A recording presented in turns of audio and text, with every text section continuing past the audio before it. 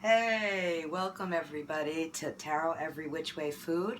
We're later than usual tonight and we're talking about the devil, of course. What else would we be talking about? That's what we're up to. This is our weekly video series about tarot and food, and tonight we're going to be making chocolate pudding that's a little teeny bit spicy with a little bit of a kick.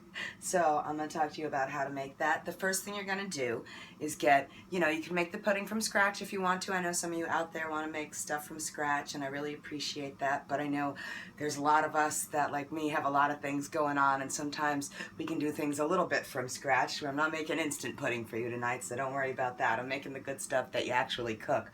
But I am using a box mix, so use your favorite box mix. This one I have here is chocolate fudge pudding. Oops, I almost set my hair on fire. That's going to be a weekly event here. So we're going to make chocolate pudding. This particular recipe calls for 2 cups of milk that's heated with 1 box of pudding. So follow your own recipe. And when you're heating the milk, what you're going to do is, bye! Love you! We just got back from the Festival of Witches, so it's been a long day. And much thanks to my goddaughter who's walking down the stairs right now. But we're going to make some pudding, and we're going to heat the milk. And what you're going to do is you're going to take some chili powder. You're going to put, depending on how spicy you want this to be, you're going to put 3 or 4 shakes of chili powder into the milk. And you're going to put it in there when you're heating it. And you're going to start warming that up. To that, you're going to add the pudding mix, because those are the directions. You're going to follow the directions that you're supposed to add the pudding mix to. And I'm pouring it over the whisk. You see that? That's one of those little short life hacks, as they say, because you don't want any lumps in your pudding. So we're going to whisk it in a minute. But we're adding the pudding to the milk, and we're heating it over medium heat. You don't want it to go crazy. If you're not used to boiling milk can get out of hand. So we're going to be talking about the devil tonight. We're going to be talking about, in tarot, the devil represents things that we're attached to, things that can sometimes be negative, hence why I chose chocolate and with a little bit of kick. So there's a lot of negativity associated with it from traditional religion, but the devil, when we get that card, there's things that sometimes are seen as the darker side of things, the raunchier side of things, the racier side of things. If you look at a traditional deck, what you're going to find is the devil card with chains and 2 people chained to them. But if you look closer at a traditional deck, like a Rider-Waite deck or something like that, what you're also going to see is that they can free themselves from those chains if they want to. So a lot of times what the devil tells us is that there are things in our life that we could free ourselves from if we wanted to, addictions that we could free ourselves, bad situations, obsessive situations, things that might be seen to be dragging us down, like overeating chocolate, for example. The deck I'm going to share with you tonight is from the Tarot of the Burrows. Some of you know that I'm featured in this deck as the High Priestess.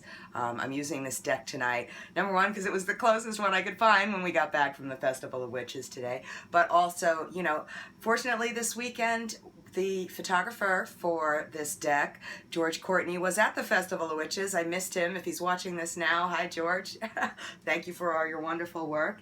Yay! People are watching. So what you're doing is infusing the milk with the peppers. So, if you want to use something else, you can do that. If you want to heat up your milk with some other kind of pepper, you could drop a real pepper in there if you wanted to, and then take it out later. But we're going to be bringing this to a boil, so we're going to keep stirring this. And if it's a magical recipe, one of the things you can do, some of you might have noticed I'm almost always stirring Widdershins when you're making this particular recipe.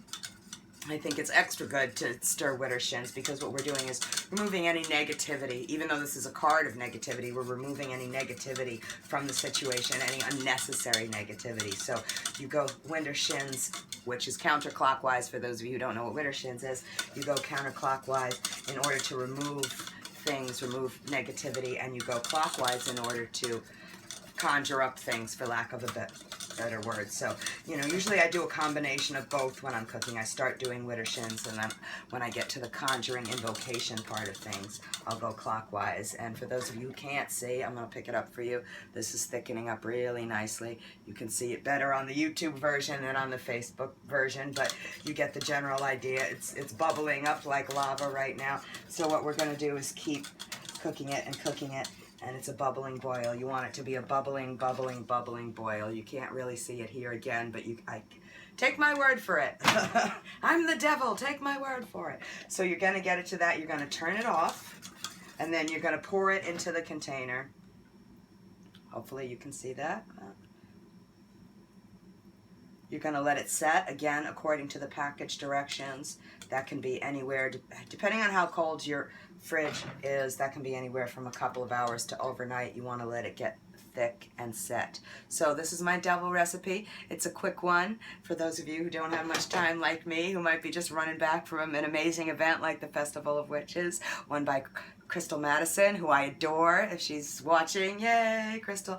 Next time you're going to see me, I am going to be at the New York City Witches Ball, run by another amazing woman named Star Ravenhawk. So please come out if you're in New York City. The entire benefit's for charity.